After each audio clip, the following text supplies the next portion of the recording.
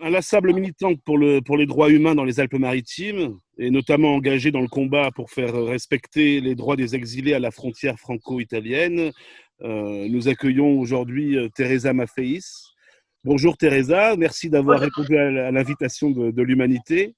Euh, donc en ce moment, vous étiez ce matin à Vintimille, je crois, où la situation est en train une nouvelle fois se tendre pour les exilés qui sont bloqués. Je crois savoir que le centre d'accueil de la Croix-Rouge est confiné, toujours dans le cadre de la crise sanitaire du Covid-19, et que plusieurs centaines de personnes sont condamnées à rester à la rue. Effectivement, pendant la période du Covid en Italie, l'Italie qui a été très touchée, il y a eu un cas de Covid dans le camp des migrants. Donc, ils ont mis en quarantaine. La quarantaine s'est terminée le 20 mai. Mmh. Et donc, les migrants n'avaient pas le droit de sortir. Depuis quelques jours, les migrants qui sont à l'intérieur ont le droit de circuler, mais la Croix-Rouge n'est pas autorisée à accueillir les nouveaux migrants dans le centre de la Croix-Rouge. On attend l'aval des services sociaux et l'aval du préfet. Donc, pour l'instant, tous les migrants qui sont arrivés dorment un peu partout. Ils sont un petit peu dans la ville. C'est vrai qu'à la gare, par exemple, il y a souvent la police pour un petit peu les disperser. Donc, ils dorment un peu partout. Et on estime à peu près à 200 les personnes. Donc, il y avait 115 personnes qui étaient au camp de la Croix-Rouge, donc qui y restent. Et les autres, ceux qui arrivent, donc, sont dans la rue. Donc, on a apporté des tentes ou des choses comme ça. Mais, je veux dire, on s'attend encore à la chasse aux migrants de la part de la police parce que d'abord, Vintimille, les gens, c'est une ville qui a beaucoup souffert parce que c'est une ville frontalière où tous les Français allaient acheter des cigarettes, etc. Donc, ils allaient dans les restaurants. Donc, c'est une ville qui a beaucoup souffert. Et les gens de Vintimille ne sont pas très. Ils n'étaient déjà pas non plus beaucoup avant, mais là, franchement, ils n'ont pas tellement envie de voir des migrants traîner dans les rues parce qu'avant, on l'en voyait beaucoup moins. Mais là, effectivement, moi, quand je suis allée ce matin, il y en avait quelques-uns. La Caritas, ils venaient manger et chercher des vêtements. Et c'est vrai que ça a posé un problème. Et si le camp de la Croix-Rouge ne rouvre pas, je ne sais pas ce que vont devenir ces gens. Ça veut dire que si le camp de la Croix-Rouge n'ouvre pas, ça veut dire que la police va les renvoyer dans le sud comme elle le faisait avant. On est en train de recommencer la même situation qui a commencé il y a 5 ans. C'est-à-dire que les migrants vont être pourchassés dans la ville et rentrer au sud pour que Vintimille n'en ait plus. Enfin, pour l'instant, on n'en est pas là. On attend la décision de la préfecture. Les associations arrivent malgré tout à les aider. Il y a des distributions de nourriture qui s'organisent. Alors, c'est pas très facile parce que les associations italiennes ont des difficultés. Je veux dire, il en restait déjà pas beaucoup, donc ils ont des difficultés. Ils appellent à du volontariat, du bénévolat. Elles sont présentes, mais moins nombreuses qu'avant, puisqu'il y a une période un peu de vide. Les associations françaises, pour faire les maraudes, c'est difficile parce qu'on ne sait pas où les gens sont. On ne sait pas comment les faire, donc on est en train de réfléchir. Enfin, nous, pour ce qui est de l'ADN, on a toujours fait ça. On apporte de la nourriture à la Caritas et des vêtements, puisqu'on a une liste de besoins qui est sur notre site internet et qui spécifie bien les besoins. Pratiquement, il n'y a que des hommes jeunes. Et puis, il y a aussi le bar de Delia qui voit arriver souvent le matin des familles avec des enfants. Donc là, c'est pareil, on a apporté des couches ou des choses, des jus de fruits pour les enfants. Donc il y a ces deux points-là, mais qui sont des points qui ne suffiront pas. Je veux dire, si les gens commencent à arriver, et on voit des gens qui arrivent de façon différente. Enfin, il y a des gens il y a des bateaux maintenant qui accostent, mais il y avait des gens qui étaient dans le sud et qui remontaient, mais on voit beaucoup de gens arriver par les Balkans. Et c'est pas qu'on les reconnaît malheureusement, mais c'est que quand ils passent la frontière Croatie-Slovénie, et que les militants de Trieste qu'on leur connaît, ils nous ont envoyé des photos, c'est affreux, ce que les Croates font aux migrants, ils les fracassent, il n'y a pas d'autre mot, et donc ils arrivent dans des états pas possibles, et on en voit arriver qui ont des blessures encore à Vintimille. Donc on apporte aussi des médicaments, des pansements, etc. Mais la situation est grave, parce que on est dans l'incertitude, certes, mais on sent bien que l'Italie va prendre peut-être des mesures qui sont plutôt coercitives que d'accueil. Et du côté français, on connaît la situation récurrente à la frontière à Menton ou dans les trains. On en est où de cette situation aujourd'hui? Alors nous, dans la frontière, il y a toujours les arrestations et les gens qui sont renvoyés sur l'Italie, mais pour l'instant, on n'a pas encore les chiffres. Nous allons recommencer, puisqu'avec les associations, nous allons recommencer les veilles à la frontière, c'est-à-dire que par groupe de 2, on fait des veilles toute la journée pour assister, à la gare de Garavan, les policiers qui font descendre les personnes de couleur noire, qui les emmènent donc à la PAF. Et donc nous, on se met devant la PAF et on voit un petit peu, on est témoin de ce qui se passe. Donc il y a des gens qui ont dormi toute la nuit dans l'espèce de ce qu'ils appellent en Italie les conteneurs, les algeco. Des fois, il y a des femmes avec des enfants. Donc, il y a aussi des mineurs, alors que normalement, ils devraient les laisser en France, puisque le mineur ne dépend pas de la loi de l'immigration, mais de la loi pour les enfants, protection de l'enfance. Donc, on voit toutes ces régularités-là qu'on a signalées. Il y a beaucoup de députés ou de gens qui sont venus, mais rien n'a vraiment changé. Donc, ça continue. Hier, j'ai rencontré des gens qui avaient réussi à passer, mais ils n'ont pas voulu me le dire. Pour comment, enfin, de toute façon, je le comprends, qui arrivaient de Côte d'Ivoire et qui voulaient aller à Paris. Donc, il y a des gens il y a moins de contrôle quand même, parce que là, j'arrive d'Italie, au péage de la Turbie, il n'y avait pas vraiment de contrôle. Donc, les gens, je pense qu'ils vont pas tous arriver à passer, parce que, je veux dire, ça va être difficile. Je veux dire, on est dans une situation assez dramatique. C'est une situation, comme vous disiez, qu'on connaît depuis bientôt 5 ans. Non, ça fait déjà 5 ans, puisque la frontière a été fermée le 7 juin 2015, ça fait plus de 5 ans, et j'ai l'impression qu'on va repartir encore là-dessus, parce que nous, on a des témoignages, effectivement, pendant le Covid, donc tout avait été fermé, mais il y a des gens qui sont partis, notamment dans les petites embarcations, des canaux, et on voit beaucoup d'images de récupération de corps. Donc, il y a beaucoup de gens qui ont dû mourir en route, des gens ça doit être affreux, ça, assez affreux, et des gens qui sont arrivés. Donc là, on est un peu, je veux dire, j'ai l'impression qu'on va recommencer la même chose, mais avec des lois plus dures. Je pense que l'Italie qui a beaucoup souffert du Covid, puisque c'est un pays très, très touché, et qui va, à mon avis, ils ont déjà des accords avec la Libye, etc. On ne sait pas ce qui va se passer, mais moi, je ne crois pas que ce sera l'avantage de la circulation des migrants. Et donc, cette situation, vous la connaissez bien, vous en êtes une des actrices, en tout cas une des actrices de la solidarité dans les Alpes-Maritimes avec ces personnes. Et la semaine dernière, vous avez publié un livre aux éditions Max Milo qui retrace un peu justement toutes ces années de lutte pour les droits des exilés et qui dresse comme ça le portrait de ces solidaires qui agissent dans les Alpes-Maritimes. Vous pouvez m'en parler un petit peu? Alors, sur le livre que l'on a écrit, je l'ai écrit avec Aurélie Selvier, qui m'avait accompagnée une fois et qui avait vraiment été tellement touchée qu'elle a fait beaucoup d'interviews, beaucoup de portraits, etc. Il n'y a pas que sur les solidaires, il y a aussi des témoignages sur les migrants, sur ce qu'ont fait les Italiens, etc. Donc nous, on a fait ce bouquin, on avait pris plein de notes et puis on s'est dit, nous, on a une exposition photo qui tourne depuis 4 ans. Et à chaque fois qu'on va dans des villes, on est allé en Belgique, en Suisse ou en France, les gens pleurent comme s'ils découvraient quelque chose. Donc on s'est bien aperçu que les gens ne savaient pas vraiment ce qui se passait.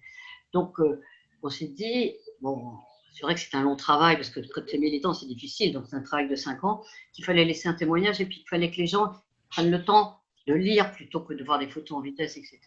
D'ailleurs, on a beaucoup de réactions des gens. On est assez, pas surpris, mais on est assez contents, c'est pas ça, mais on est assez surpris de voir les questions que les gens nous posent maintenant quand ils lisent les livres. Donc, il y a des gens qui pleurent, il y a des gens qui ne comprennent pas les choses. Et je pensais que c'était important qu'il y ait ces témoignages-là. C'était important pour maintenant, pour après, et pour que les gens sachent aussi. Et ce qu'on a voulu, dans le livre, je sais que, il n'y a pas mon portrait parce que ça n'a aucune importance, mais nous, ce qu'on a voulu montrer, c'est que tous les solidaires étaient sur le même plan. Quelqu'un qui a aidé une fois, quelqu'un qui a passé, etc. Donc, on voulait montrer que tout le monde pouvait être solidaire, tout le monde pouvait faire quelque chose. Il y a des familles en Italie qui ont adopté des enfants alors qu'ils n'auraient jamais pensé adopter un Africain. Il y a des gens qui ont fait des petits gestes et on a voulu montrer que tout le monde peut le faire et qu'il y a des belles histoires. Il y a vraiment des histoires très touchantes. Puis il y a aussi, malheureusement, le parcours mortifère de certains. On a voulu aussi marquer le fait que ces gens-là, ils nous disaient toujours, en fin de compte, c'est des gens qui ne sont pas libres dans un pays libre, alors qu'ils ont quitté des pays où ils n'étaient pas. Et c'est affreux parce qu'on a dans le livre des témoignages de psychologues qui ont beaucoup interrogé les migrants et certains disent, si j'avais su, je ne serais pas venu. Personne pensait que c'était comme ça. Moi, j'ai rencontré des Sénégalais qui me disaient, Teresa, ne te préoccupe pas, nous, on a été colonisés, donc les Français, forcément, on va trouver du travail, laisse-nous, on va se débrouiller. Comment tu veux leur dire que ce n'est pas comme ça? Et comment je veux dire, ils ont découvert le racisme aussi, parce qu'ils ne comprenaient pas pourquoi ils étaient arrêtés. C'est difficile tout ça, et c'est poignant en plus. Les migrants ont toujours été des gens qui voulaient qu'une seule chose, c'est quitter la misère, quitter les guerres, etc., et travailler, puis avoir enfin une vie. Ce sont des jeunes qui pensaient qu'ils pouvaient avoir un espoir en Europe, et c'est pas du tout comme ça que ça se passe, malheureusement. Enfin, pas pour tout le monde, parce qu'il y a quand même des gens qui ont obtenu l'asile ou d'autres, mais c'est pas une grosse majorité. Alors, ce livre s'appelle Les Sentinelles, une chronique de la solidarité à Vintimille. À l'intérieur, à un moment donné, vous citez l'Humanité comme un des journaux, un des médias qui est intervenu parmi les premiers pour rendre compte justement de l'action des militants solidaires sur place. Ces témoignages, dans le bouquin, il y en a d'autres. On parle, il y a des dessinateurs comme Edmond Baudouin, Ernest Prignon-Ernest. Répondu tout de suite. Toutes ces personnes. C'est des gens admirables parce que moi je vois, bon, Edmond, il a été ravi que son œuvre soit dans la couverture. Et même moi, je me souviens, Ernest Pignon, il était très occupé. Bon, je me suis dit, il ne va pas le faire. Et un jour, j'étais au tribunal pour un procès. Il me dit, Teresa, je savais que tu étais là. Il m'a porté l'œuvre. C'est des gens qui restent simples, qui restent engagés. Et ça, c'est fabuleux quand même. Oui. Justement, ce regard de gens qui on le sait, même pour le journal, ont un regard engagé sur la situation, ça apporte quoi sur place à vous en tant que militant, au mouvement en général, d'avoir comme ça ce soutien soit d'un journal, soit d'artistes comme cela Nous, l'ADN, on a tout le temps, on est des solidaires, on est des actifs, mais on a tout le temps privilégié la culture. On a fait des cabarets solidaires, on a fait l'exposition photo, on a fait des pièces de théâtre, etc. Parce que la culture, à mon avis, c'est la meilleure façon de véhiculer, comme les œuvres, par exemple, d'Ernest, etc., représentent quelque chose. Et je veux dire, plutôt que de parler comme ça ou de faire des manifestations, nous, on préfère faire des événements. Moi, je me souviens quand on avait fait la première exposition à Nice, les gens qui pleuraient devant, qui habitent Nice et qui ne savaient pas ce qui se passait. Donc, c'est important de laisser des témoignages, le bouquin, puis de dire qu'il y a des artistes qui peuvent intervenir. Ça peut aussi pousser d'autres gens aussi à venir un petit peu alimenter ça. Quand on avait fait le cabaret solidaire dans un cinéma, il y avait tous les artistes locaux, dont certains que tu connais. Chacun avait fait 5 minutes, c'était magique. Il y avait des gens dans la salle qui étaient venus voir les artistes, mais pas forcément entendre ce qui se passait en Italie.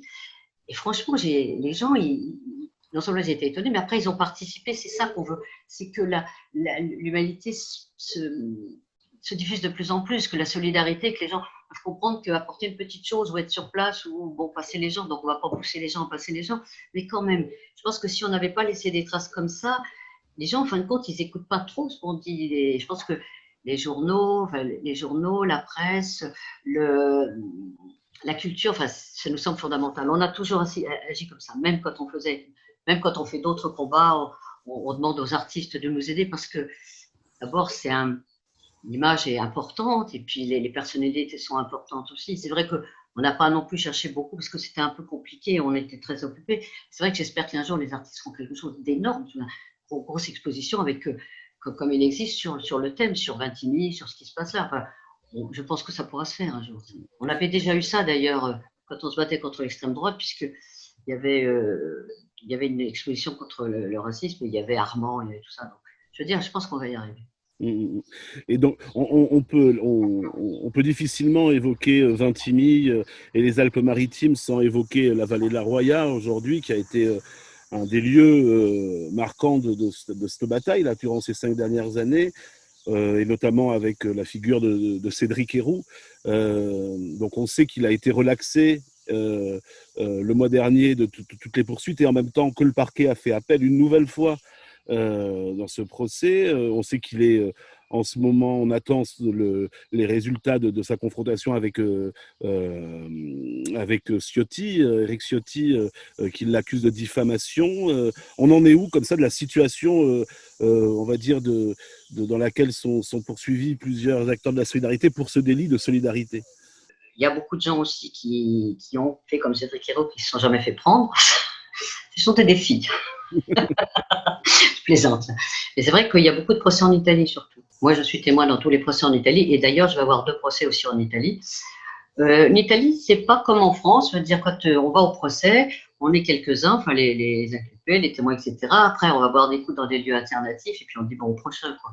Je veux dire, il y a des gens, des amis à moi qui ont 7-8 procès, on n'arrête pas d'aller là-bas. Et quand je leur dis que j'en ai que 2, ils me disent que les Français sont des petits joueurs. Tu vois, mais c'est vrai que toute cette. Moi, ce qu'on a voulu montrer, parce que moi je le répète dans le livre, c'est qu'il y en a qui se sont fait prendre et d'autres pas prendre. Ceux qui se sont fait prendre, ils sont au tribunal, ceux qui ne se sont fait pas prendre, ils continuent. Ça, c'est-à-dire, il ne faut pas que, justement, ce qu'on avait peur, c'est que ces procès-là, au départ, ça empêchait les gens d'aider les autres à passer. En fait, non, parce que j'ai vu encore, parce que bon, des gens nous appellent quelquefois, voilà, j'ai quelqu'un sur moi, etc. Donc, il faut pas. Enfin, moi, je ne pense pas que ces procès-là vont empêcher les gens de continuer. Et si la situation va devenir de plus en plus grave, je crois que les gens vont inventer d'autres façons de les passer. Et comme les Italiens nous ont aidés aussi, les Français aussi, je pense que c'est important. Il faut donner. Enfin, je veux dire, je crois que les gens ne peuvent pas lire un livre comme ça sans te dire qu'il faut que je fasse quelque chose. C'est-à-dire, quand on voit des femmes avec des enfants qui sont là et qui ont de la famille dans d'autres villes et qu'ils devraient faire le regroupement familial et qui les empêchent de passer, nous, on nous appelle quand les gens passent. Il y a des familles, on m'appelle, donc moi je les prends à la maison et après on paye des billets de train. J'en ai qui sont depuis 4 ans, qui sont chez leur sœur, ils nous envoient les photos des bébés, il y en a qui sont en Allemagne, donc et ils sont heureux. Je veux dire, pourquoi on les laisse pas vivre, quoi. Donc je veux dire, c'est pas que venir en France et de rester dormir là à Nice, parce que les gens ils le savent bien, parce que là les demandes d'asile prennent du temps. Là pendant le Covid, il y avait plein de jeunes qu'on a réussi à loger, mais qui vont être délogés maintenant. Donc c'est ça un peu. Puis il y a un peu il y a des gens très étonnants qui ont passé des gens très étonnants. Des gens qui jamais j'aurais pensé, des gens qui revenaient de Suède en vacances, des gens. Il y a même la princesse de Monaco qui a fait un geste, pas pour les passer, mais pour offrir un jeu de cricket. Donc c'est ça l'idée, c'est que ça soit quelque chose de normal, tu vois, pas quelque chose de. C'est pour ça que moi je suis contente de ne pas avoir de procès en France parce que après les gens ils t'identifient, tandis que là en Italie on s'en fout complètement. C'est pas. Les Italiens sont habitués. Moi, ça fait depuis, je ne sais pas combien, 20 ans que je milite en Italie. On en a fait des tas de procès pendant les sommets, quand il y avait les Tunisiens. Et après, bon, le seul problème, c'est qu'on risque une interdiction du territoire italien. Et ça m'embêterait un peu. Mais on a une avocate qui est très douée qui pourra nous les enlever. C'est un mode de façon. C'est difficile, c'est de militer en France d'une façon et en Italie d'une autre. Nous, on est peut-être plus. Je veux dire, c'est bien, mélanger les deux, c'est pas toujours très simple. Et dans le livre, on essaie de mettre les deux comme ça. C'est pour ça qu'il y a beaucoup d'Italiens et beaucoup de Français. C'est mon côté immigré. Ça vrai, ça. On dit que les Italiens sont plus débrouillards. Bon, ben merci Teresa pour cette interview. Bon courage dans la suite du combat. On sera encore. C'est pas terminé, c'est pas terminé. Ça fait que continuer. Ouais, mais c'est un peu. Mais tu vois, la parole que je pourrais dire effectivement, c'est que faudrait que les gens se réveillent beaucoup plus nombreux que ça, par des petits gestes, etc. Parce que on est quand même, c'est pas les militants, mais les gens qui aident, on est quand même dans un nombre assez restreint. Et même quand on envoie les listes de besoins, c'est difficile, quoi. Je veux dire, là, ce matin, il manquait des pantalons, il faudrait que les gens, même, c'est des petits gestes, c'est pas forcément de faire des choses qui peuvent les mettre en danger, mais aider un petit peu d'une façon ou d'une autre. Mais il y a pas mal de gens, je pense, qui vont commencer avec le bouquin, qui m'ont appelé en disant qu'est-ce qu'on peut faire quand même. On reçoit des appels un peu d'autres villes de France, et ça, c'est bien. C'est ce qu'on voulait, c'est que les gens disent qu'est-ce qu'on peut faire, c'est-à-dire qu'ils prennent conscience qu'ils peuvent faire quelque chose parce qu'il y a des gens qui sont en danger, et il y a des gens qui ont besoin de vivre, qui ne peuvent pas vivre dans leur pays, et c'est notre rôle à nous de les aider à vivre. Après, ils font leur chemin, après, c'est ça. J'espère que le livre donnera ça. D'accord.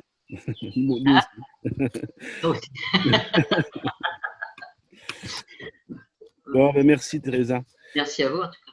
Et à bientôt. Oui. Alors, je rappelle quand même que le livre est dans toutes les librairies. Alors, il est même en Belgique, en Suisse et partout, puisque j'ai des amis belges qui sont allés. Donc, j'espère que les gens le liront. Et j'aimerais bien, moi, avoir un peu le retour de ce que les gens. Enfin, pas comme ça, parce que nous bon, c'est pas la question des ventes, on s'en fiche un peu, c'est comment les gens ont ressenti ce bouquin, qui sont des histoires, qui ne sont pas toutes les histoires, parce qu'on n'a pas pu mettre tout le monde, ça c'est clair, il y en aurait plein d'autres. Mais j'espère qu'on ne va pas devoir 5 ans encore refaire un deuxième livre avec des situations plus catastrophiques. Moi j'espère qu'on va aller vers le meilleur.